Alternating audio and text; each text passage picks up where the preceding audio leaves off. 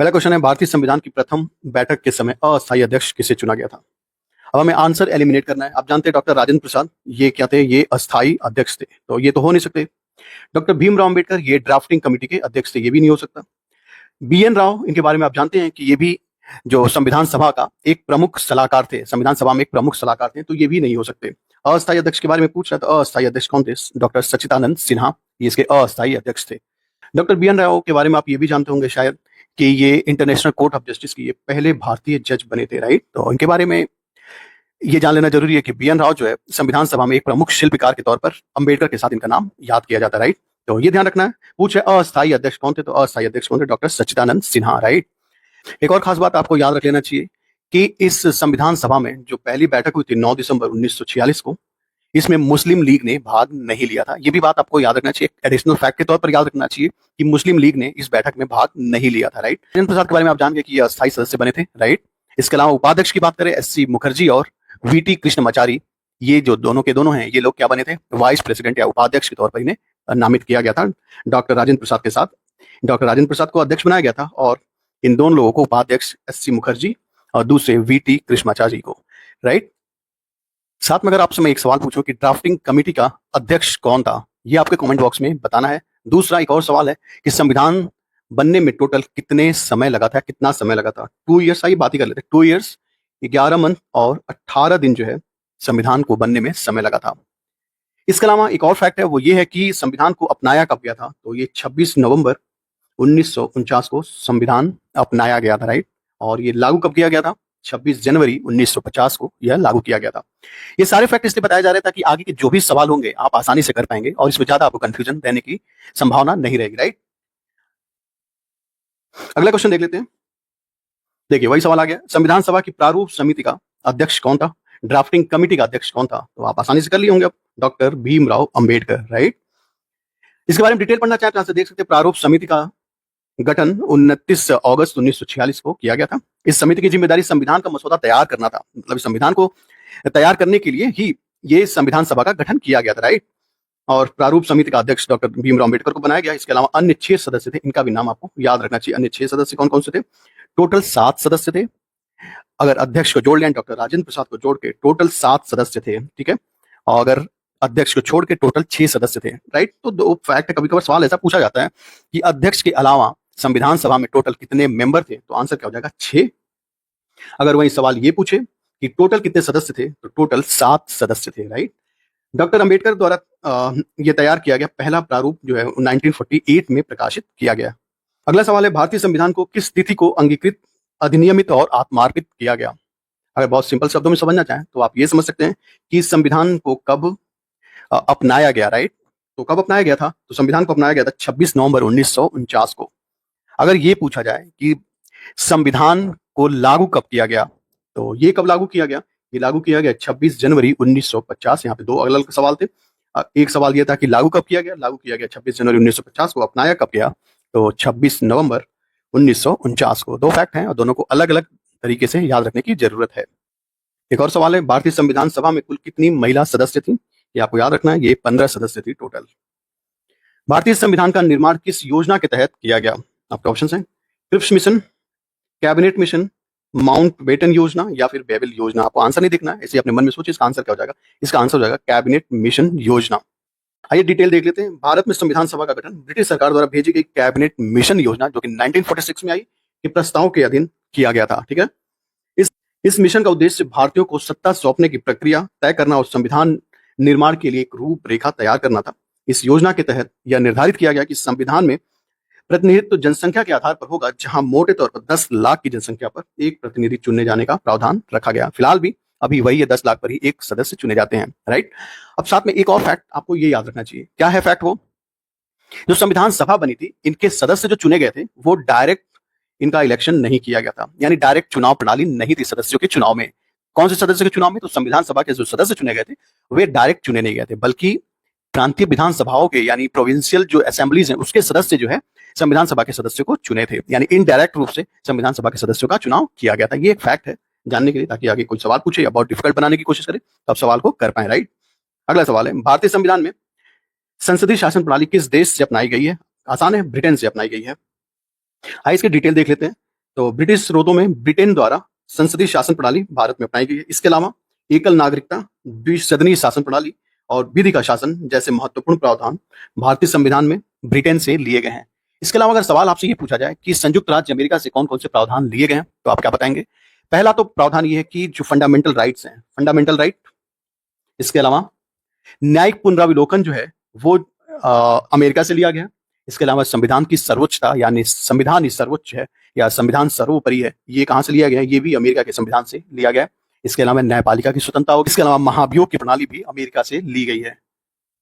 अगर हम बात करें ऑस्ट्रेलिया से, जो ऑस्ट्रेलिया से लिया गया है वो है समवर्ती सूची का प्रावधान, ये ऑस्ट्रेलिया से लिया गया है। इसके अलावा और भी बहुत सारे देशों से क्या लिया गया, इसे आप एक लिस्ट फॉर्म में देख के याद कर लीजिएगा कि कोई इससे सवाल पूछे जाने की संभावना रहती है। अगर मान लीजिए कनाडा की बात करें, कनाडा से तो संघात्मक सरकार या संघात्मक जो विशेषताएं हैं वे कनाडा से ली गई हैं। अवशिष्ट शक्तियां केंद्र के पास होंगी, ये किससे लिया गया? ये भी कनाडा से लिया गया है। इसके अलावा राज्यपाल की नियुक्ति का जो मेथड है वो भी कनाडा के संविधान से लिया गया है। साथ में एक और बात, सेंटर और ये स्टेट्स के बीच में जो शक्तियों का डिवीजन है, वे शक्तियों का डिवीजन जो है कनाडा के संविधान से लिया गया। ऐसे बहुत सारे और भी कुछ प्रावधान है जो विदेशी स्रोतों से लिया गया। आयरलैंड के संविधान से क्या लिया गया, ये आपको कमेंट बॉक्स में बताना, राइट? ये बहुत बार पूछा जा चुका है सवाल।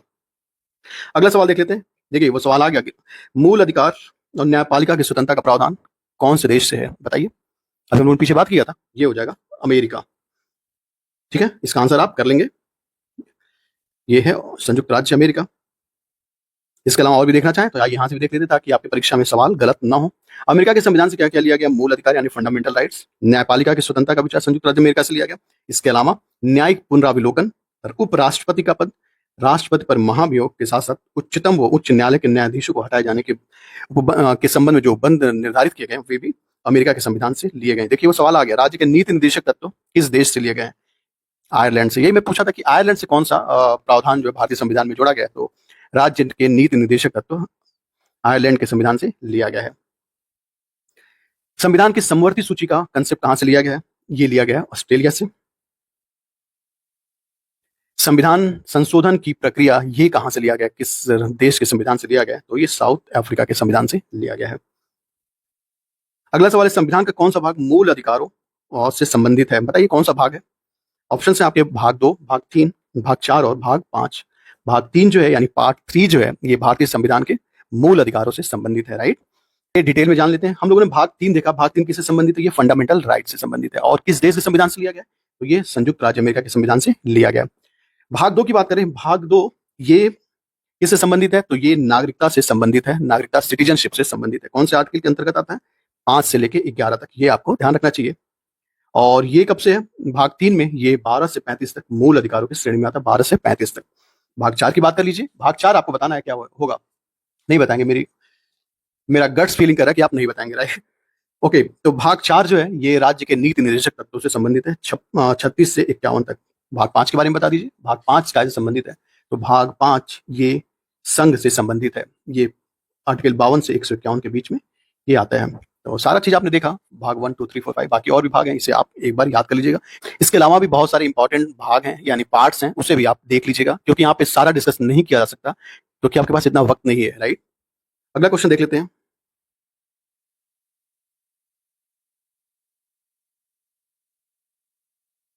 संविधान के 4 क में किसका वर्णन है? आसान है, मूल कर्तव्य। अच्छा, मूल कर्तव्य की अवधारणा कौन से देश से ली गई ये आपको बताना है, तो ये कहां से हो जाएगा? यूएसएसआर। भारत के किस भाग में पंचायतों का उल्लेख है? बताना है पंचायतों का उल्लेख कौन से भाग में है। आसान है, भाग 9 में है, राइट? और भाग 9 क में क्या है ये आपको नहीं बताना है, मैं ही बताऊंगा, राइट? भाग 9 क में नगर पालिकाओं से संबंधित है, ये नगर पालिका से संबंधित है, ठीक है? भाग 8 के बारे में बता दीजिए, भाग 8 किससे संबंधित है? भाग 8 के बारे में बता दीजिए, ये नहीं बताएंगे कोई बात नहीं, संघ राज्य क्षेत्र से संबंधित है, आर्टिकल 239 से लेके 242 तक, ये भाग 8 के अंतर्गत आता है। भाग 10 में क्या आता है ये आपको बताना है, नहीं बताएंगे कोई बात नहीं। अनुसूचित व जनजाति क्षेत्र, ये भाग 10 के अंतर्गत आता है, जो कि आर्टिकल 244 से लेके 244 ए के अंतर्गत ये आता है, राइट? तो बस इतना ही जानना, इसमें और कुछ खास नहीं है। अगर वही बात करें भाग 11 में क्या है, भाग 11 में बताएंगे कि संघ व राज्यों के बीच जो संबंध है, relations between centre and states. भाग 12 के बारे में बात करें तो ये वित्त से संबंधित है। भाग 13 के बारे में बात करेंगे, भारत के राज्य क्षेत्र के भीतर जो व्यापार और वाणिज्य का समागम है उसके संबंधित है। भाग 14 की बात कर ले तो संघ व राज्यों के अधीन जो सेवाएं हैं वे हैं, राइट। भाग 15 की बात करेंगे तो ट्रिब्यूनल्स हैं, सॉरी 14 का में ट्रिब्यूनल्स हैं, और 15 में क्या है, ये है निर्वाचन, इलेक्शंस, ठीक है। इसके अलावा 16 भी जान लीजिए। जो कुछ क्लास हैं यानी कुछ वर्गों के संबंध में विशेष उपबंध है, स्पेशल प्रोविजंस रिलेटिंग द क्या सर्टेन क्लासेस, ठीक है, बस समझ गए होंगे की बात कर लीजिए। तो ये राजभाषा है। 18 के बारे में भी जान लीजिए, वित्तीय आपात है। 19 जो है ये मिसलेनियस है। भाग 20 के बारे में संविधान संशोधन से संबंधित है। भाग 21 जो है ये टेम्परेरी कुछ प्रोविजन है उसके बारे में है। भाग 22 और अंतिम है ये संक्षिप्त नाम और प्रारंभ में जो कुछ आर्टिकल्स वगैरह हैं। भाग 22 के बारे में ऐसे समझ लीजिए, जो शॉर्ट टाइटल्स हैं, कमेंसमेंट है, अथॉरिटी, टैक्सेस और इन हिंदी रेफरेंस।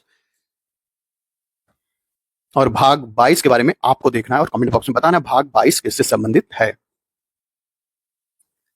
अगला सवाल है, संविधान संशोधन किस भाग और किस अनुच्छेद के अंतर्गत आता है? संविधान संशोधन बताना, अभी हम लोगों ने बात तो करा था। भाग 20 में आता है संविधान संशोधन अनुच्छेद 368।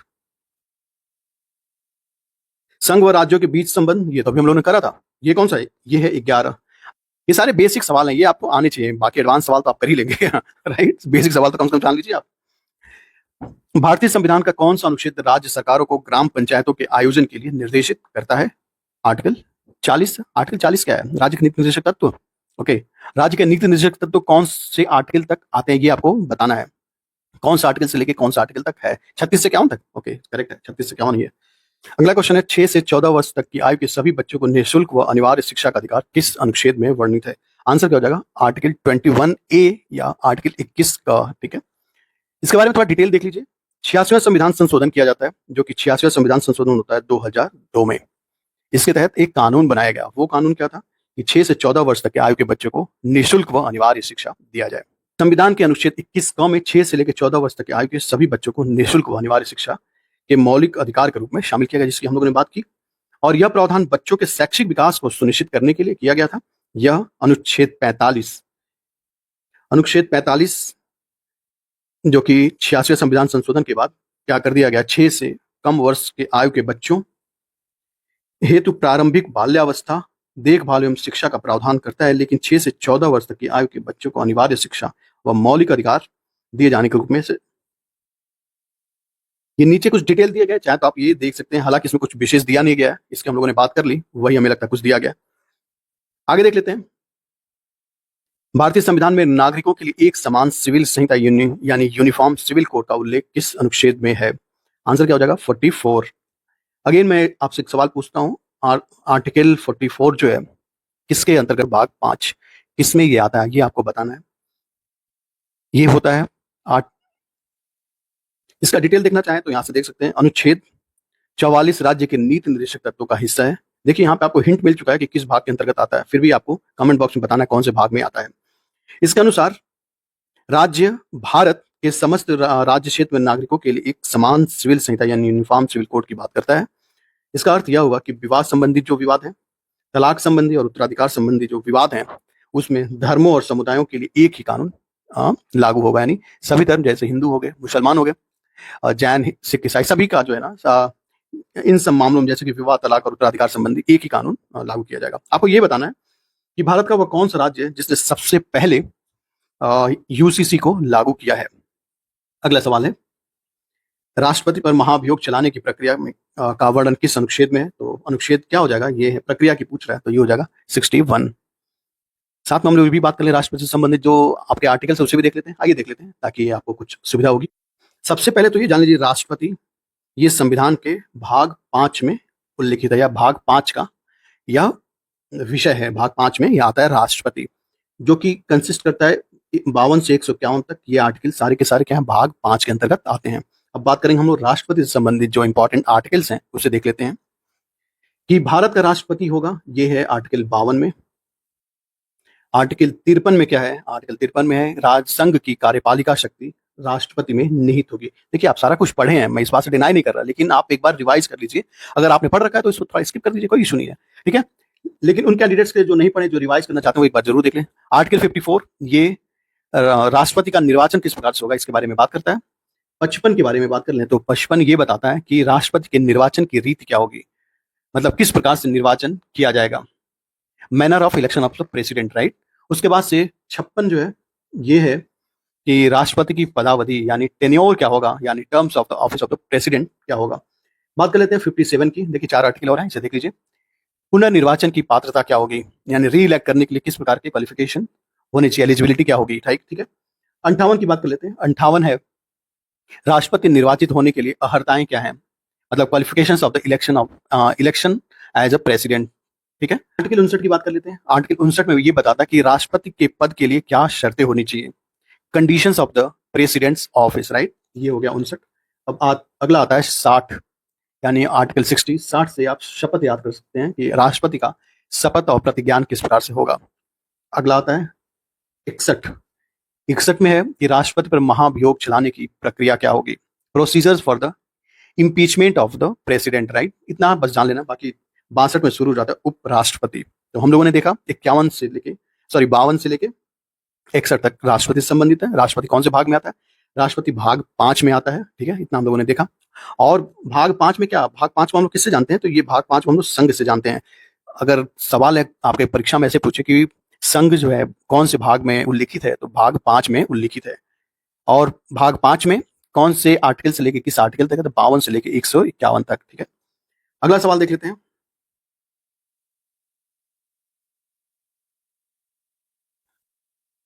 ये आसान सवाल है। राष्ट्रपति द्वारा राज्यसभा में कितने सदस्यों को नामित किया जाता है, ये कर लेंगे आप, 12। अगला सवाल है भारत के महान्यायवादी यानी अटॉर्नी जनरल ऑफ इंडिया की नियुक्ति किस आर्टिकल में है, या किस आर्टिकल में यह प्रावधान है, तो आर्टिकल 76। महान्यायवादी के बारे में आप जान रहे हैं ना कि सरकार का ये क्या होता है, वकील होता है, यानी पूरे भारत सरकार या पूरे देश का सर्वोच्च वकील कौन होता है, तो वो होता है महान्यायवादी। भारत सरकार का वकील या सर्वोच्च वकील कौन होता है, तो महान्यायवादी अटॉर्नी जनरल ऑफ इंडिया। संविधान के किस अनुच्छेद के तहत राष्ट्रपति को अध्यादेश जारी करने की शक्ति प्राप्त है, आंसर हो जाएगा 123 और आर्टिकल 123 यानी 123। ये आपको ध्यान रखना चाहिए, ये सवाल अक्सर पूछा जाता है। राज्यों में मुख्यमंत्री की नियुक्ति राज्यपाल करेगा या किस अनुच्छेद में वर्णित है, बताना है। ये राज्यपाल जो है मुख्यमंत्रियों की नियुक्ति करता है, पूछ रहा है कौन से आर्टिकल में ऐसी बात कही गई है, आंसर क्या हो जाएगा 164(1), ठीक है। अगला सवाल है ग्राम सभा का उल्लेख संविधान के किस अनुच्छेद में है, ग्राम सभा का उल्लेख की बात कर रहा है, तो संविधान के किस अनुच्छेद में है, तो अनुच्छेद 243 का, यानी 243(1) में ग्राम सभा का उल्लेख है। ये आपको याद रखना है, ये आपकी परीक्षा के लिए इंपॉर्टेंट है। सारे इंपॉर्टेंट है लेकिन मोस्ट इंपॉर्टेंट है, इसे आप ज्यादा ध्यान रखिएगा, राइट। संपत्ति के अधिकार को कानूनी अधिकार के रूप में किस अनुच्छेद में रखा गया है, आंसर हो जाएगा 300A या 300 का। इसमें कुछ विशेष नहीं जो आपको पढ़ना हो। भारत के निर्वाचन आयोग के गठन का वर्णन किस अनुच्छेद में है, निर्वाचन आयोग के गठन की बात कर रहा है, कौन से आर्टिकल में है, तो ये है आर्टिकल 324। संघ की राजभाषा हिंदी और लिपि देवनागरी होगी, यह किस अनुच्छेद के तहत घोषित किया गया है, आंसर क्या हो जाएगा अनुच्छेद 343 343। ये भी आपको याद रखना चाहिए। सवाल है राष्ट्रीय आपात की घोषणा किस अनुच्छेद के अंतर्गत की जाती है, पहला ऑप्शन क्या दिया, पहला ऑप्शन दिया 352। ये क्या है, करेक्ट है, ठीक है। राष्ट्रीय आपात की घोषणा कौन से आर्टिकल में है, तो ये है 352। अगर मैं आपसे ये पूछूं ये कौन से भाग में या कौन से पार्ट में वर्णित है, तो भाग 18 में। इसके अलावा ये जान लीजिए 356 ये काय लिए है, तो अगर राज्यों में किसी प्रकार की आंतरिक अशांति या फिर संवैधानिक तंत्र की विफलता के कारण क्या लगाया जाता है, तो ये लगाया जाता है आर्टिकल 356 के तहत राष्ट्रपति शासन, राइट। 360 ये आप जानते हैं वित्तीय आपात के बारे में यह घोषणा करता है। 368 ये संविधान संशोधन की प्रक्रिया है 368 में, तो इसलिए आंसर क्या हो जाएगा ऑप्शन ए आर्टिकल 352। वित्त आयोग के गठन के बारे में पूछा है कि यह किस अनुच्छेद के तहत वर्णित है, आंसर हो जाएगा 280 वित्त आयोग। अगला सवाल है उच्च न्यायालय को रिट जारी करने की शक्ति किस अनुच्छेद के तहत प्राप्त है, पहले डिस्कस कर लेते हैं हम लोग। ये अनुच्छेद 32 का लिए अनुच्छेद 32 के तहत आप सुप्रीम कोर्ट में जा सकते हैं अपने अधिकारों के हनन की दिशा में या दशा में, आप सुप्रीम कोर्ट डायरेक्ट जा सकते हैं अनुच्छेद 32 के तहत। सवाल यह है कि अनुच्छेद 226 का लिए, तो इसमें जो है आपके अगर अधिकार हनन हो रहे हैं और किसी और रिट जारी करने का अधिकार किसे है, तो ये उच्च न्यायालय को क्या है, रिट जारी करने का अधिकार है 226 के तहत उच्च न्यायालयों को, ठीक है। अगर सर्वोच्च न्यायालय के लिए पूछेगा तो आर्टिकल 32 हो जाएगा, और आर्टिकल 214 और 215 इससे रिलेट नहीं करते हैं, राइट। सूची 1 को सूची 2 से मैच करना है, देख लीजिए। ये सूची 1 है और सूची 2 को धर्म, वंश, जाति, लिंग के और जन्म के स्थान पर किसी प्रकार का भेदभाव नहीं किया जाएगा, ये बताइए किससे संबंधित है। ये आप ही को बताना है, ये मुझे नहीं बताना। चलिए नहीं बताएंगे, नहीं बताया तो। 15, कारखानों में बालकों के निषेध से संबंधित आर्टिकल किसमें है? तो ये है 24। कुछ मामलों में गिरफ्तारी, और बाकी 22 है। और ये अस्पृश्यता उन्मूलन, ये आर्टिकल 17 है। मैच कर लेंगे, आसान सवाल था, राइट। यहाँ पर लिखा हुआ है, देखना चाहते हैं तो देख सकते हैं। धर्म, वंश, जाति, लिंग के आधार पर कोई भेदभाव नहीं किया जा रहा, आर्टिकल 15 में बताता है। कारखानों में बालकों के नियोजन की बात करता है, आर्टिकल 24। कुछ मामलों में गिरफ्तारी से संरक्षण है, आर्टिकल 22। और 17 हो जाता है अस्पृश्यता उन्मूलन। ये सवाल आपको बताना है। अंतर्राष्ट्रीय शांति व सुरक्षा अभिवृद्धि संविधान के किस अनुच्छेद का विषय है? आर्टिकल क्या है? ये 51 में इस प्रकार का वर्णन है कि अंतर्राष्ट्रीय शांति और सुरक्षा की अभिवृद्धि के लिए संविधान का आर्टिकल 51 इस बात का वर्णन देता है, या डिटेल बताता है। वर्तमान समय में भारतीय संविधान की कुल कितनी अनुसूचियां हैं? अनुसूचियां कितनी हैं? अनुसूचियां हैं 12। अगर सवाल ये पूछे कि संविधान लागू होने के समय भारत में कुल कितनी अनुसूचियां थी, तो ये कितनी थी? 8। अगर सवाल ये भी पूछे भारत का जब संविधान लागू हुआ था तो टोटल आर्टिकल कितने थे? 395। फिलहाल कितने हैं? 400 से ऊपर है, 450 से ऊपर मानते हैं, राइट। तो मूलतः कितने थे? 395। फिलहाल 12 हो चुकी हैं अनुसूचियां, ठीक है। भारतीय संविधान की किस अनुसूची में पंचायतों से संबंधित प्रावधान किए गए हैं? पंचायतों से संबंधित प्रावधान के बारे में पूछ रहे हैं तो आप ये कर लेंगे, आंसर हो जाएगा 11वीं अनुसूची में पंचायतों से संबंधित प्रावधान है। अगर यहाँ से डिटेल पढ़ना चाहें तो आइए पढ़ लेते हैं। भारतीय संविधान की 11वीं अनुसूची में पंचायती राज से संबंधित व्यवस्था है। ग्रामीण स्तर पर लोकतंत्र को मजबूत करने के उद्देश्य से इस अनुसूची को संविधान में शामिल किया गया। इसे वर्ष 1992 में 73वें संविधान संशोधन के तहत यह जोड़ा गया था। कौन सा अनुसूची है? तो 11वीं अनुसूची। अगला सवाल है, 42वें संविधान संशोधन अधिनियम 1976 द्वारा प्रस्तावना में कौन कौन से शब्द जोड़े गए थे? बताइए कौन कौन से शब्द जोड़े गए थे? समाजवादी शब्द तो जोड़ा गया था, ये तो आप जानते हैं। पंथ निरपेक्ष भी जोड़ा गया था, और अखंडता, ये तीनों के तीनों शब्द जोड़े गए थे। अनुपयुक्त सभी है।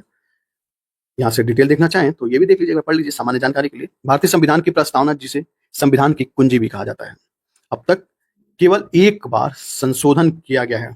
भारतीय संविधान की प्रस्तावना में केवल एक बार संशोधन किया गया, वर्ष 1976 में 42वें संविधान संशोधन के माध्यम से यह किया गया था। और इस संशोधन में समाजवादी, पंथ निरपेक्ष और अखंडता शब्द जोड़ा गया था। भारतीय संविधान में नागरिकता का प्रावधान किस भाग में वर्णित है? भाग 2 में। भाग 3 में क्या है ये आपको बताएंगे? बता दीजिए भाई। भाग 3 में आपके फंडामेंटल राइट हैं। विधि के समक्ष समता का विचार देश के संविधान से, किस देश के संविधान से लिया गया? ब्रिटेन से लिया गया। वर्तमान में भारतीय नागरिकों को कितने मौलिक अधिकार प्राप्त हैं? ये 6 मौलिक अधिकार हैं। वे मौलिक अधिकार कौन कौन से हैं? आइए बात करते हैं। इसके साथ कुछ सामान्य जानकारी हम लोग देख लें। आइए देख लेते हैं। तो फंडामेंटल राइट्स ये कौन से भाग में? मैं कई बार रिपीट कर चुका ताकि आपको याद हो पाए। बस मेरा मूल मकसद यही है कि आपको मौलिक अधिकारों के साथ मूल मकसद मेरा यही है कि आपको याद हो पाए। मौलिक अधिकार पार्ट 3 में है या भाग 3 में है, ठीक है। और ये आर्टिकल कहाँ से कहाँ तक वर्णित होता है? तो ये 12 से 35 तक, ठीक है। और 6 मौलिक अधिकार है। ये 6 मौलिक अधिकार कौन कौन से हैं? तो ये है इक्वलिटी, राइट टू इक्वलिटी, ठीक है। राइट टू इक्वलिटी ये है पहला मौलिक अधिकार। दूसरा मौलिक अधिकार है स्वतंत्रता का अधिकार, ठीक है, यानी राइट टू फ्रीडम। तीसरा मौलिक अधिकार है शोषण के विरुद्ध अधिकार, यानी राइट अगेंस्ट एक्सप्लॉइटेशन। अगला है धर्म की स्वतंत्रता का अधिकार, यानी right to freedom of religion. उसके बाद से अगला अधिकार, आप नंबर काउंट कर लीजिएगा, संस्कृति व शिक्षा संबंधी अधिकार, यानी कल्चरल एंड एजुकेशनल राइट्स। और अगला है कि संवैधानिक उपचारों का अधिकार, राइट टू कॉन्स्टिट्यूशनल रेमेडीज, जिसके अंतर्गत ही आपको रिट जारी किए जाते हैं। आर्टिकल 32 के तहत जो आप डायरेक्ट सुप्रीम कोर्ट जा सकते हैं अगर आपके किसी मूल अधिकार का हनन होता है, तो आर्टिकल 32 की तरह की वजह से आप सुप्रीम कोर्ट जा सकते हैं। तो हम लोगों ने 6 फंडामेंटल राइट्स की बात की। एक और तमाम मौलिक अधिकार था या फंडामेंटल राइट था, जिसे हम लोग बोलते हैं संपत्ति का अधिकार। फिलहाल इसे बदलकर इसे विधिक अधिकार के तौर पर घोषित कर दिया गया। ये आर्टिकल 300A में इसे वर्णित कर दिया गया या उसमें इसे जोड़ दिया गया। तो हमें क्या याद रखना है? हमें याद रखना है कि 6 फंडामेंटल राइट्स हैं। वे फंडामेंटल राइट्स की हम लोगों ने बात कर लिया। एक और था 7वां, जिसे संपत्ति का अधिकार कहते हैं, उसे संशोधित करके अभी विधिक अधिकार या लीगल राइट बना दिया गया है, राइट। बस इतना जानना है। अगला क्वेश्चन देख लीजिए। भारतीय संविधान के किस अनुच्छेद में लोक नियोजन के विषय के अवसर की समानता का प्रावधान किया गया है? लोक नियोजन में समान अवसर की बात करता है, तो यह अनुच्छेद 16। देखिए सब पे बहुत डिटेल नहीं पढ़ेंगे हम लोग क्योंकि आपके पास वक्त बहुत कम है। प्रेस की स्वतंत्रता भारतीय संविधान के किस अनुच्छेद में निहित माना जाता है? अनुच्छेद 19(1). सहकारी समिति कोऑपरेटिव सोसाइटी बनाने की स्वतंत्रता किस अनुच्छेद में शामिल है? ये आपको ध्यान रखना है कि 19A का सी या ग, ठीक है। ये आपको फंडामेंटल राइट ये याद करना है कि सहकारी समिति ये आपके लिए बहुत इंपॉर्टेंट है, क्योंकि इसमें जो ग्राम समाज वाला जो ग्रामीण परिवेश वाला उसमें सवाल पूछा जा सकता है कि सहकारी समिति बनाने की स्वतंत्रता किस अनुच्छेद में वर्णित है? अनुच्छेद 19(1)(c). डिटेल पढ़ना चाहते हैं तो आप यहाँ से स्क्रीनशॉट लेके पढ़ सकते हैं। किसी व्यक्ति को एक ही अपराध के लिए एक बार से अधिक दंड नहीं दिया जा सकता, यह प्रावधान किस सिद्धांत पर आधारित है? विधि का शासन, दोहरे दंड से संरक्षण, डबल जियोपार्डी से ये संबंधित है। बस ये कर लेंगे आप, आसान था। अच्छा पढ़ना चाहते हैं, आइए पढ़ ही लेते हैं, क्या दिक्कत है। अनुच्छेद 20 के अंतर्गत वर्णित दूसरा महत्वपूर्ण प्रावधान यह है कि किसी व्यक्ति को एक ही अपराध के लिए एक बार से अधिक दंडित नहीं किया जा सकता है। इसे कानूनी भाषा में दोहरे दंड के संरक्षण यानी प्रोटेक्शन अगेंस्ट डबल जियोपार्डी कहा जाता है। इसका अर्थ है कि यदि व्यक्ति ने एक से अधिक बार मुकदमा चलाया जा रहा है तो सजा दी गई है या बरी किया गया तो वो अपराध के लिए उसको दोबारा मुकदमा नहीं चलाया जाएगा। यह न्याय के प्राकृतिक सिद्धांतों के अनुरूप है और व्यक्ति को उसके बार बार मानसिक और शारीरिक प्रताड़ना से बचाता है। ठीक बात है। कौन सा अनुच्छेद भारतीय संविधान के तहत किसी व्यक्ति के विदेश यात्रा का अधिकार करता है? आंसर हो जाएगा अनुच्छेद 21। सर्वोच्च न्यायालय द्वारा अनुच्छेद 21 के तहत घोषित किए गए अधिकारों में से निम्नलिखित में से कौन सा शामिल नहीं है? आर्टिकल 21 के तहत पूछ रहा है तो इसमें क्या है? हड़ताल का अधिकार इसमें शामिल नहीं है। देखिए सम्मान पूर्वक जीवन जीने का एक गाइडलाइन जारी किया गया सर्वोच्च न्यायालय द्वारा, उनमें निजता का अधिकार आता है, स्वच्छ पर्यावरण का अधिकार आता है, निःशुल्क व कानूनी सहायता का अधिकार आता है।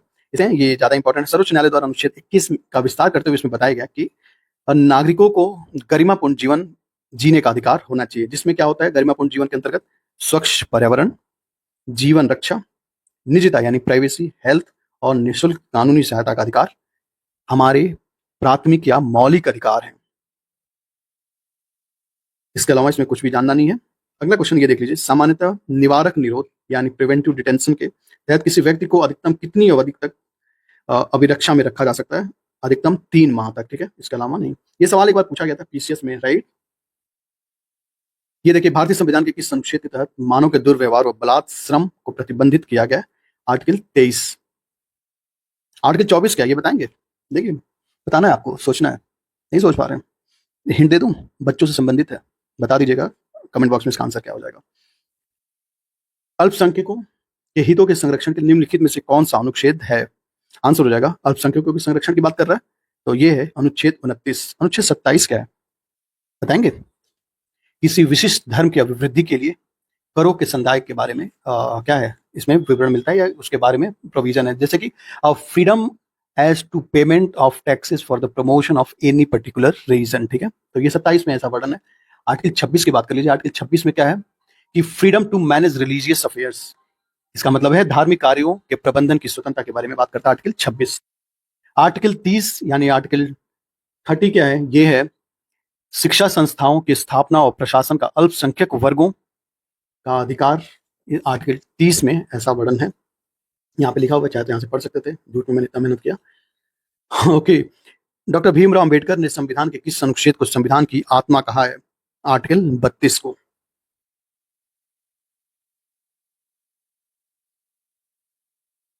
अगला सवाल है, मौलिक अधिकारों को लागू कराने के लिए सर्वोच्च न्यायालय कितने प्रकार के रिट जारी कर सकता है? 5 प्रकार के रिट जारी कर सकता है। 5 प्रकार के रिट कौन से हैं ये देख लीजिए। बंदी प्रत्यक्षीकरण, परमादेश जिसे मैंडमस कहते हैं। अगला है परमादेश, प्रतिषेध, उत्प्रेषण और अधिकार प्रेक्षा। बंदी प्रत्यक्षीकरण यानी हैबियस कॉर्पस का मुख्य उद्देश्य क्या है? तो बंदी व्यक्ति को न्यायालय के समक्ष उपस्थित करना। जब कोई सार्वजनिक पदाधिकारी अपने कर्तव्यों का निर्वहन नहीं करता है तो न्यायालय उसे कौन सा रिट जारी करता है? तो यह है परमादेश यानी मैंडमस। अगला सवाल है, क्या राज्य के नीति निर्देशक तत्वों को न्यायालय द्वारा लागू कराया जा सकता है? बिल्कुल नहीं, क्योंकि ये ना गैरवाद योग्य हैं, मतलब इस पे कोई डिस्प्यूट नहीं। देखिए ये राज्य के नीति निर्देशक तत्व इसलिए बनाए गए थे ना, जब देश आजाद होता है उसके साथ बहुत सारी चुनौतियां थी, तो उन चुनौतियों को तुरंत पूरा नहीं किया जा सकता था। तो इन चुनौतियों को पूरा करने के लिए एट द टाइम ऑफ जैसे जैसे ग्रोथ होगा वैसे इन चुनौतियों को पूरा करने के लिए हमारे पास साधन होंगे, टेक्नोलॉजी होगी, उन संसाधनों को उनको पूरा करने के लिए राज्य के नीति निर्देशक तत्व में कुछ प्रावधान रखे गए हैं और ये प्रावधान किसी तरह से मैंडेटरी नहीं बल्कि वॉलेंटरी हैं। तो इसलिए गैर विवाद योग्य है, मतलब इस पे कोई वाद नहीं हो सकता, किसी प्रकार कोई न्यायालयिक चुनौती नहीं दे सकते। तो यही सवाल पूछा था कि है क्या, लागू किया जा सकता है, तो ये लागू करने का नहीं है, नॉट जुडिशियबल है, यहाँ पे लिखा हुआ है। अगला सवाल है, सर्व शिक्षा अभियान का उद्देश्य किस आयु समूह के बच्चों की शिक्षा को प्रोत्साहित करता है? आपके ऑप्शन है 6 से 14 साल, इनमें से कोई नहीं, 6 से 20 साल, 5 से 9 साल या फिर 6 से 14 साल। ऑप्शन ए इसका आंसर हो जाएगा। ये आसान सवाल था, इसको हम लोग कई बार देख चुके हैं। 86 संविधान संशोधन द्वारा इसे मूल अधिकार बना दिया गया, राइट। अगला क्वेश्चन है, किस समिति की सिफारिशों के आधार पर संविधान में मौलिक कर्तव्य को शामिल किया गया है? आपके ऑप्शन हैं वर्मा समिति, सरकारिया आयोग, ये गलत लिखा, सरकारिया आयोग होना चाहिए, स्वर्ण सिंह समिति और बलवंत राय मेहता। आंसर तो इसका हो जाएगा स्वर्ण सिंह समिति। उससे पहले आपको यह भी जान लेना चाहिए कि ये वर्मा समिति किसके लिए बनाया गया था। वर्मा समिति के बारे में आप जानते हैं, जब 2012 में आपको याद होगा, जब निर्भया कांड होता है, उसके बाद से देश में कुछ कानून सख्त बनाए गए। उस कानून की दिशा में एक कमेटी का गठन किया गया, जिसके अध्यक्ष थे जस्टिस JS वर्मा। उन्हीं की अध्यक्षता में कुछ सिफारिशें की गई थी, जैसे बलात्कार को परिभाषित किया गया, और कुछ और भी प्रावधान, जैसे कि कठोर सजा, पुलिस की जिम्मेदारी और तेज न्यायिक प्रक्रिया के साथ साथ यौन उत्पीड़न और स्टॉकिंग को अपराध की श्रेणी में घोषित किया गया। इसके अलावा और भी बहुत सारे सुधार की दिशा में एक महत्वपूर्ण कदम था, और ये कदम बेसिकली निर्भया कांड के बाद महिलाओं की सुरक्षा की दिशा में एक महत्वपूर्ण कदम था। एक बड़ी गाइडलाइन थी कि महिलाओं के लिए क्या क्या अपराध है, राइट। तो सीधा सा बात है, वर्मा समिति ये महिलाओं की सुरक्षा से संबंधित है, तो ये कर्तव्यों से, संविधान में मौलिक कर्तव्यों से संबंध नहीं रखता, इसलिए ये आंसर नहीं हो सकता। अब बात कर लेते हैं सरकारी आयोग। ये सरकारी आयोग लिखा है, ये सरकारी आयोग एक्चुअली, तो सरकारी आयोग का गठन हुआ था 1983 में, और ये हुआ क्यों था, तो सेंट्रल और स्टेट के बीच में संबंधों की समीक्षा के लिए एक महत्वपूर्ण ये आयोग बनाया गया था, जिसका नाम था सरकारी आयोग। और ये उस समय इंदिरा गांधी की सरकार थी, और केंद्र राज्य संबंधों को मजबूत बनाए जाने की दिशा में एक महत्वपूर्ण कदम था। इसके लिए कुछ गाइडलाइन दिए गए थे कि राज्यों और केंद्र के क्या कार्य होंगे और उनका लिमिटेशंस क्या होगा, राइट। बस ये कुछ आगे देखते हैं। बलवंत राय मेहता, बलवंत राय मेहता के बारे में आप जानते हैं। बलवंत राय मेहता समिति पंचायत राज व्यवस्था से क्या था, से संबंधित था, जो कि 1957 में इसका गठन हुआ। इसका मुख्य उद्देश्य था सामुदायिक विकास कार्यक्रम और राष्ट्रीय विकास सेवा की समीक्षा करना। इस मेहता समिति के बारे में अगर और बात करें, तो इन्होंने ही डिसेंट्रलाइजेशन या डेमोक्रेटिक डिसेंट्रलाइजेशन की बात कही थी। इन्होंने ही 3 स्तरीय या त्रिस्तरीय पंचायती राज व्यवस्था की बात की थी। देखिए, मैं बात इसको रिपीट इसलिए कर रहा हूँ, या फिर इसके बारे में डिटेल इसलिए बात कर रहे हैं हम लोग, ताकि अगला कोई सवाल आए इससे संबंधित तो आप कर पाए। तो त्रिस्तरीय में कौन कौन से वो स्तर थे? पहला था ग्राम स्तर, दूसरा था ब्लॉक स्तर, तीसरा था जिला स्तर। तो इन्हें पंचायती राज का शिल्पकार भी कहा जाता है। अब स्वर्ण सिंह समिति के कॉन्टेक्स्ट को देखते हैं। मतलब ये स्वर्ण सिंह समिति मौलिक कर्तव्यों के लिए जो ये समिति गठन की गई थी, ये क्यों की गई थी? तो आप जानते हैं कि 42वें संविधान संशोधन जो कि 1976 में हुआ था, इस समिति के आधार पर या इस समिति की अनुशंसा पर मूल कर्तव्य भारतीय संविधान में जोड़े गए, और ये 51 क में ये मूल कर्तव्य जोड़े गए। पहले यानी शुरुआत में 10 मूल कर्तव्य थे, लास्ट में एक और जोड़ा गया, यानी फिलहाल 11 मूल कर्तव्य भारतीय संविधान में वर्णित है।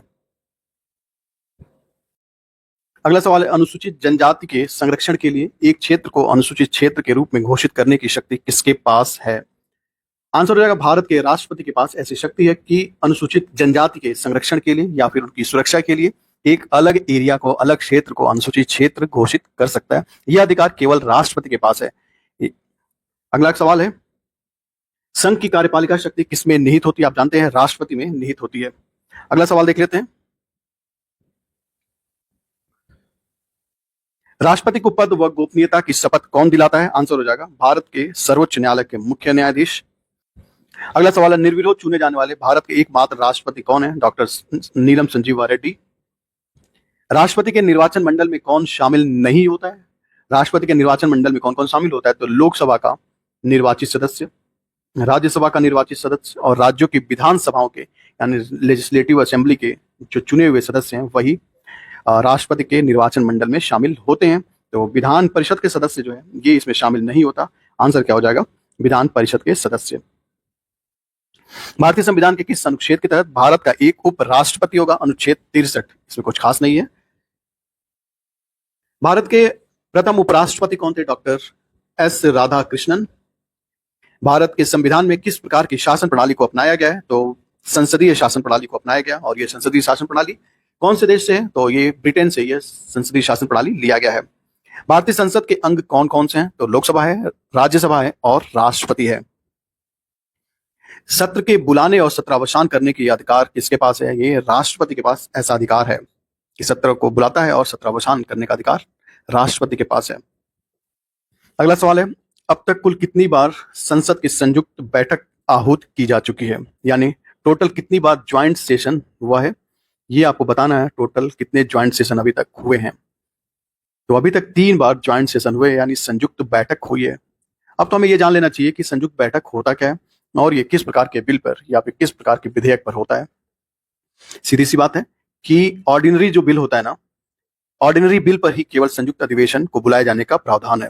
और ये संयुक्त अधिवेशन बुलाया क्यों जाता है? तो संयुक्त अधिवेशन इसलिए बुलाया जाता है किसी मुद्दे पर या किसी बात पर लोकसभा व राज्यसभा में जब गतिरोध की स्थिति बन जाती है या डेडलॉक की स्थिति बन जाती है, डेडलॉक, ठीक है, डेडलॉक की स्थिति बन जाती है, तो इस डेडलॉक को ब्रेक करने के लिए या दूर करने के लिए संयुक्त अधिवेशन को बुलाया जाता है।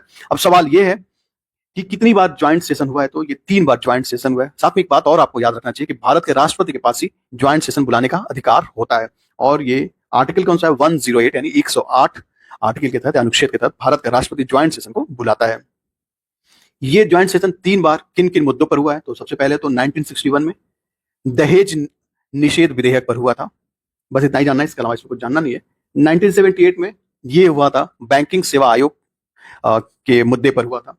और तीसरा और अंतिम 2002 में आतंकवाद विरोधी जो कानून बनाया गया था, पोटा, उस संबंध में ये ज्वाइंट सेशन बुलाया गया था। तो इसमें बस इतना ही जानना है, इसके अलावा कुछ जानने का कुछ खासा मकसद नहीं है। परीक्षा के लिए बस इतना इंपॉर्टेंट है।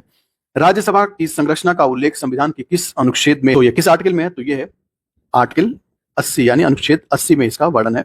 सवाल है, लोकसभा की अधिकतम सदस्य संख्या कितनी निर्धारित की गई है? तो टोटल सदस्य संख्या 530 प्लस 20 निर्धारित की गई है। 520 सदस्य राज्यों से और 20 सदस्य केंद्र शासित प्रदेशों से चुने जाते हैं। और इसका वर्णन किसमें है? तो आर्टिकल 81 में, 81 में। राज्यसभा के सदस्य बनने के लिए न्यूनतम आयु कितनी होनी चाहिए? बता दीजिए। न्यूनतम आयु होनी चाहिए 30 वर्ष। और लोकसभा के सदस्य बनने के लिए न्यूनतम आयु कितनी होनी चाहिए, आप बताइए। ये है 25 वर्ष। अगला सवाल है, संसदीय प्रणाली में कार्यपालिका किसके प्रति उत्तरदायी होता है? कार्यपालिका किसके प्रति उत्तरदायी होता है? तो ये होता है विधानमंडल के प्रति। अगर यही उसके कॉन्टेक्स्ट में पूछता, सेंटर के कॉन्टेक्स्ट में, तो ये क्या हो जाता? लोकसभा के प्रति, राइट। अगला सवाल है कि भारतीय संविधान के किस अनुच्छेद के तहत उच्चतम न्यायालय यानी सुप्रीम कोर्ट की स्थापना और गठन का प्रावधान है? तो ये अनुच्छेद 124, ये आपको ध्यान रखना है। सर्वोच्च न्यायालय के न्यायाधीशों की सेवानिवृत्ति की आयु कितनी वर्ष है? ये है 65 वर्ष। सर्वोच्च न्यायालय की सबसे बड़ी पीठ किस मामले में बनी थी या सुनवाई हुई थी? तो केशवानंद भारती। इसमें 13 न्यायाधीशों की यह पीठ थी और यह संविधान के मूल ढांचे के प्रतिपादन के लिए इसे बनाया गया था। भारत के किस उच्च न्यायालय में न्यायाधीशों की संख्या सर्वाधिक है? तो यह है इलाहाबाद उच्च न्यायालय। अब हम लोग थोड़ा स्पीड में करेंगे क्योंकि ये सारे वन लाइनर फैक्ट हैं, इसे हम लोग केवल पढ़ के आगे निकल जाएंगे। जो डिस्कस करने लायक होगा उसके बारे में हम लोग डिस्कस भी करेंगे। सर्वोच्च न्यायालय के न्यायाधीश पद पर नियुक्ति के पात्र बनने के लिए जज को उच्च न्यायालय के न्यायाधीश के रूप में कितने वर्ष की सेवा देना आवश्यक है? तो ये 5 वर्ष है। आप जानते हैं ना कि सर्वोच्च न्यायालय के जज बनने के लिए या न्यायाधीश बनने के लिए क्या क्या योग्यताएं होनी चाहिए। अगर आप नहीं जानते, इसको एक बार डिटेल में पढ़ लीजिएगा। उसके साथ ही साथ हाई कोर्ट के जज बनने के लिए क्या क्या एलिजिबिलिटी क्राइटेरिया होती है, इसे भी एक बार पढ़ लीजिएगा। नियंत्रक महालेखा परीक्षक कैग की नियुक्ति कौन करता है? तो ये राष्ट्रपति करता है। कैग कौन से आर्टिकल में वर्णित है? तो 148 में यह इसका वर्णन है। साथ में भारत का नियंत्रक एवं महालेखा परीक्षक, इसका भारत के राष्ट्रपति द्वारा इसे चुना जाता है। और साथ में इसका कार्यकाल 6 वर्ष या 65 वर्ष की आयु, जो भी पहले हो जाए, इसका कार्यकाल होता है। यहाँ पे फिल इन द ब्लैंक से बताना कि विधानसभा का सत्रावसान करने की शक्ति किसके पास है? तो ये राज्यपाल के पास है। जैसा सेंटर का वैसे ही राज्यों का।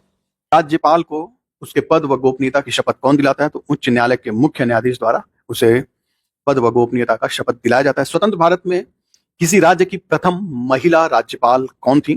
तो इसका आंसर क्या हो जाएगा? सरोजनी नायडू।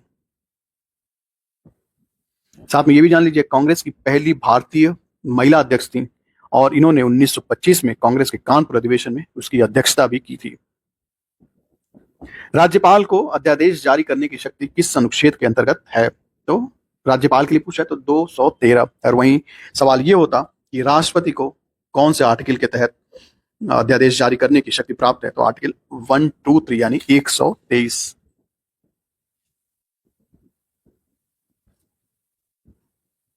किसी विधानसभा में भारत के संविधान के अनुसार कम से कम और अधिक से अधिक कितने सदस्य हो सकते हैं?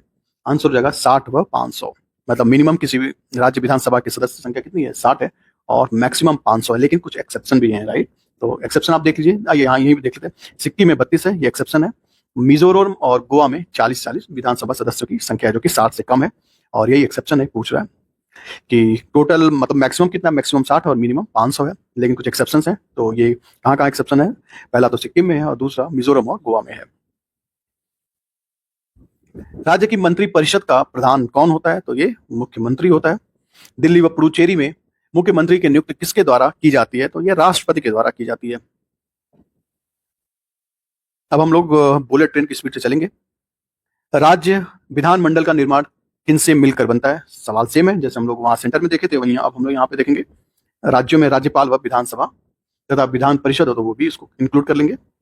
आइए देखें, संविधान के भाग 6 के अंतर्गत अनुच्छेद 168 से लेकर 212 तक राज्य विधानमंडल के बारे में उल्लेख किया गया है। राज्य विधानमंडल का निर्माण राज्यपाल व राज्य विधानमंडल के दोनों सदस्यों द्वारा, मतलब दोनों हाउस द्वारा, अपर हाउस और लोअर हाउस, जैसे कि विधानसभा और विधान परिषद, अगर जिस राज्यों में विधान परिषद है तो राज्यों के विधान परिषद, विधानसभा व राज्यपाल को मिलाकर क्या बनता है? तो ये विधानमंडल बनता है, राइट? आगे का सवाल देखते हैं। भारतीय संविधान के किस अनुच्छेद के तहत राज्यों में विधानसभा की संरचना का उल्लेख है? 170 के अंतर्गत विधानसभा की संरचना का उल्लेख है। भारत में पंचायती राज व्यवस्था का उद्घाटन सर्वप्रथम किस राज्य में किया गया था? राजस्थान के नागौर में प्रधानमंत्री पंडित जवाहरलाल नेहरू द्वारा इसकी शुरुआत की गई थी 2 अक्टूबर 1959 के राजस्थान के नागौर में, और यहीं से पंचायती राज के उद्भव का अकाल माना जाता है। अकाल नहीं, काल माना जाता है, age of the Panchayati Raj, right?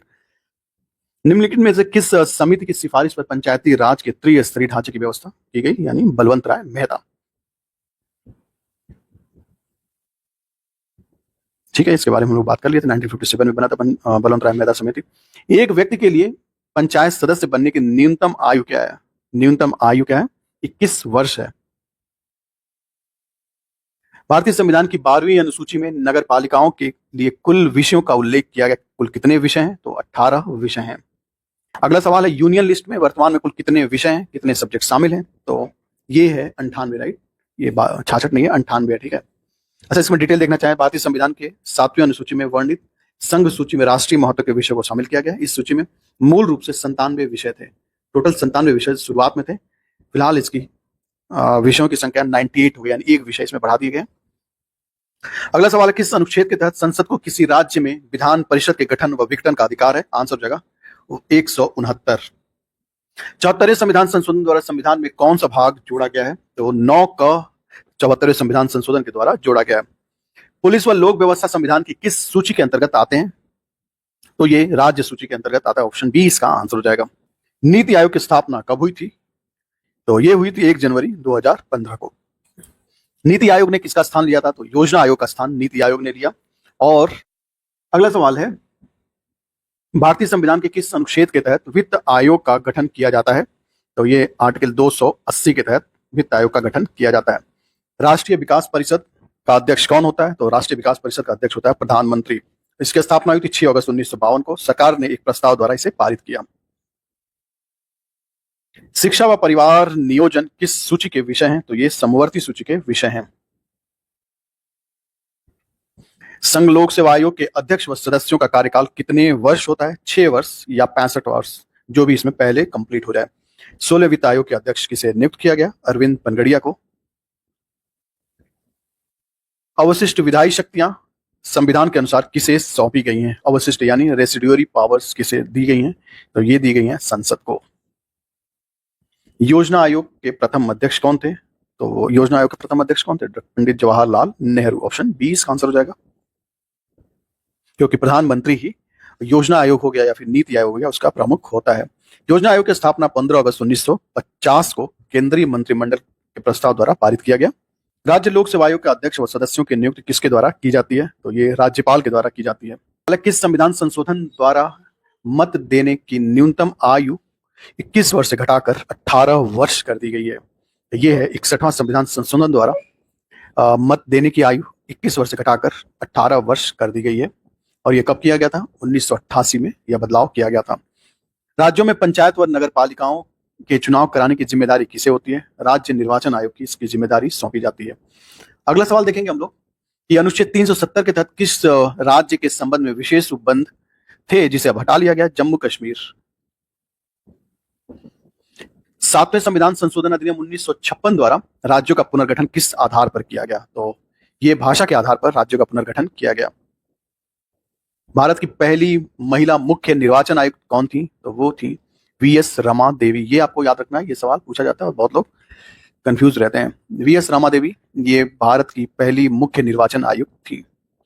73वें संविधान संशोधन अधिनियम 1992 का मुख्य उद्देश्य क्या था? पंचायतों को संवैधानिक दर्जा प्रदान करना इसका मुख्य उद्देश्य था। मैं ये मानकर चल रहा हूं कि आप सारा कुछ पढ़े हुए हैं, अब आप केवल रिवीजन कर रहे हैं, जो कंफ्यूजन है उसको आप देख रहे हैं, रेक्टिफाई कर रहे हैं, राइट।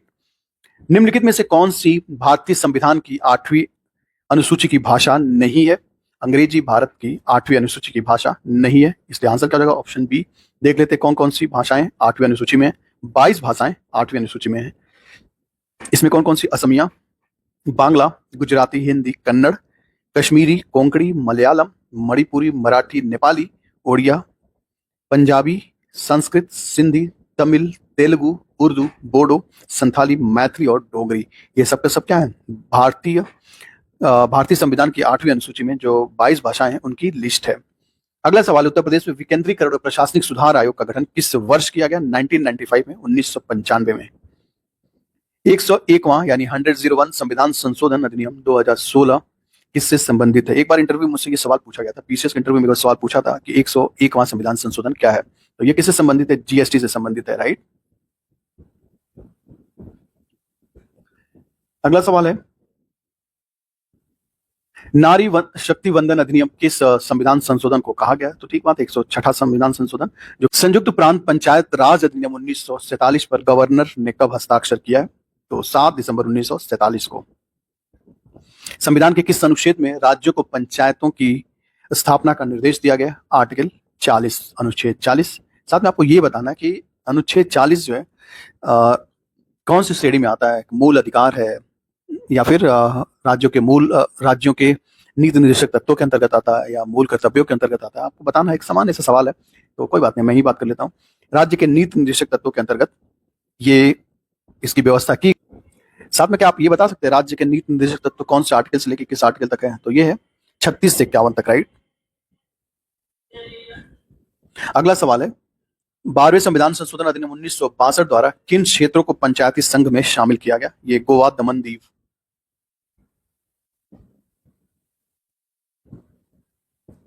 103वां यानी 103 संविधान संशोधन 2019 समाज के किस वर्ग को आरक्षण प्रदान करता है? आसान है, EWS, इकोनॉमिकली वीकर सेक्शन।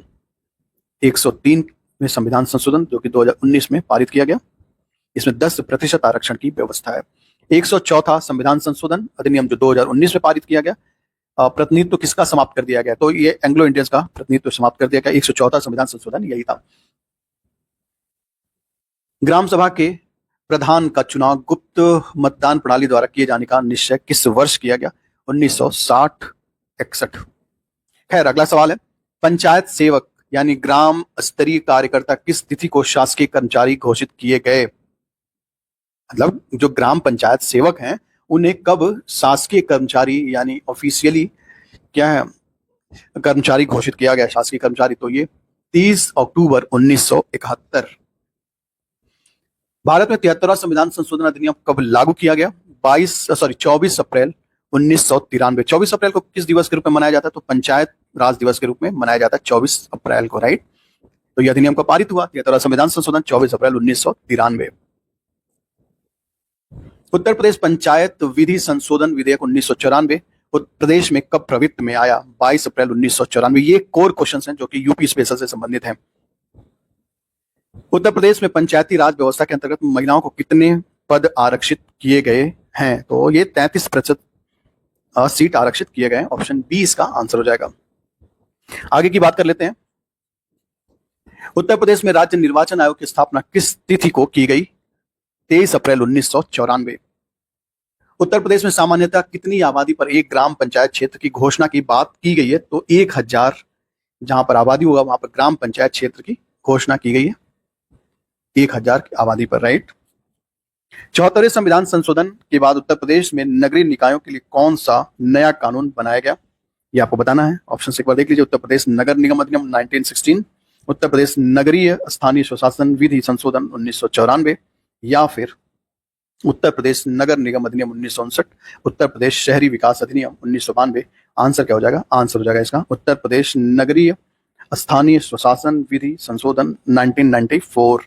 बहुत सारे लोग ऐसा मानते हैं जो ऑप्शन सबसे बड़ा है वही ज्यादा होने की करेक्ट होने का चांसेस होता है। अगर आपको नहीं आ रहा तो इस तुक्के पे आप मार सकते हैं। हालांकि 100% ये रिलायबल नहीं है, फिर भी लोगों का ऐसा कहना है, लोगों का काम है कहना, कुछ तो लोग कहेंगे। किसी ग्राम पंचायत की पहली बैठक उनके गठन के कितने दिनों के भीतर होना अनिवार्य है? तो ये है 30 दिन। उत्तर प्रदेश में नगर निगम निर्वाचित होने वाले सदस्यों की अधिकतम संख्या कितनी हो सकती है?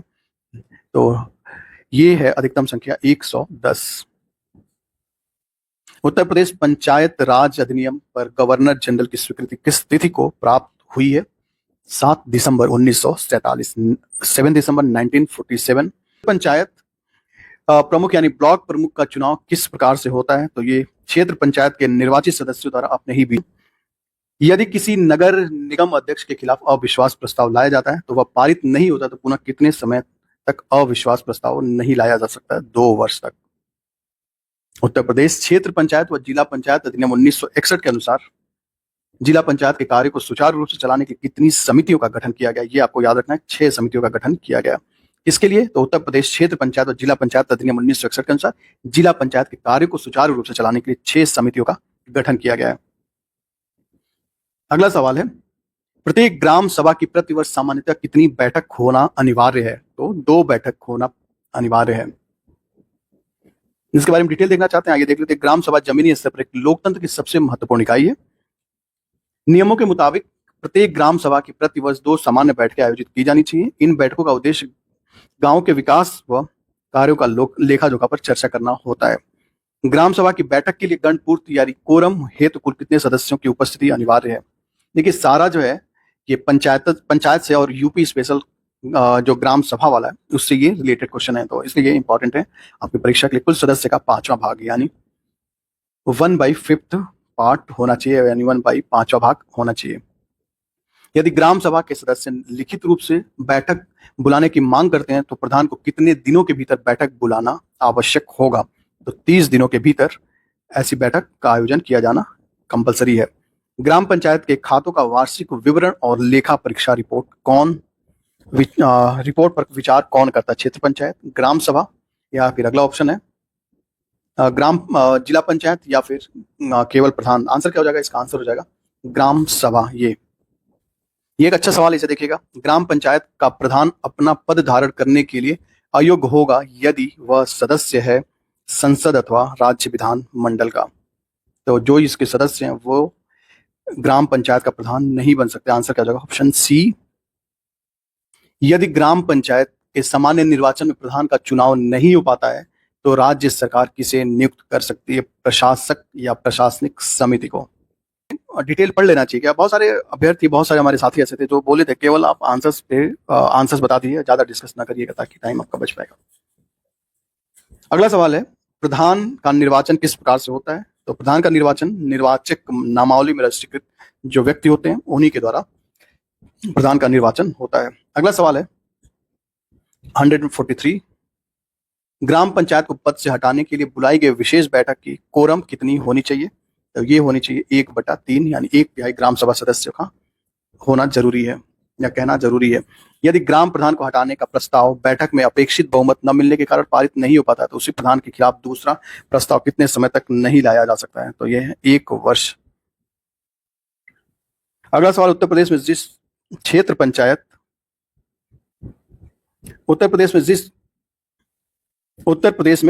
पंचायत क्षेत्र की जनसंख्या 2000 से अधिक किंतु 3000 से अधिक न हो वहां पर ग्राम पंचायत के कितने सदस्य होंगे?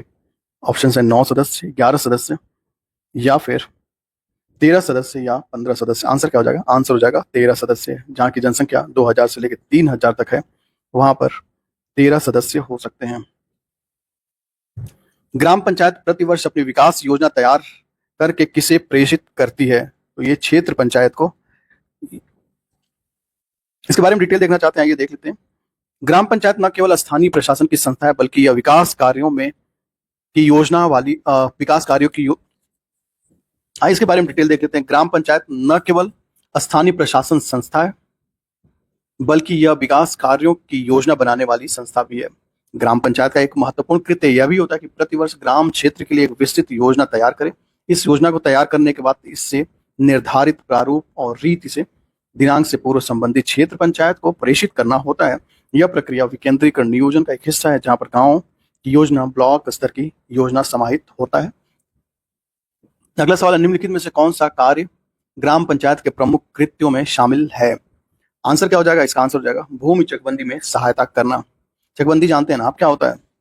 चकबंदी एक ऐसी प्रक्रिया है या फिर ऐसा सरकार का एक्सरसाइज है जिसमें जो ग्रामीण क्षेत्र में रहने वाले लोग हैं, उनका अगर खेत का साइज खेत कहीं अलग अलग छितरा हुआ या बिखरा हुआ है, तो उन्हें एक चक में लाना या एक जगह लाना, ये चकबंदी प्रक्रिया का एक बड़ा उद्देश्य होता है। अगला सवाल है, किसी ग्राम पंचायत का कार्यकाल उसकी प्रथम बैठक की तिथि से कितने वर्ष तक होगा? तो ये 5 वर्ष तक होगा। उसका कार्यकाल पूछ रहा है, तो 5 वर्ष ही तो कार्यकाल होता है, इसमें क्या खास है?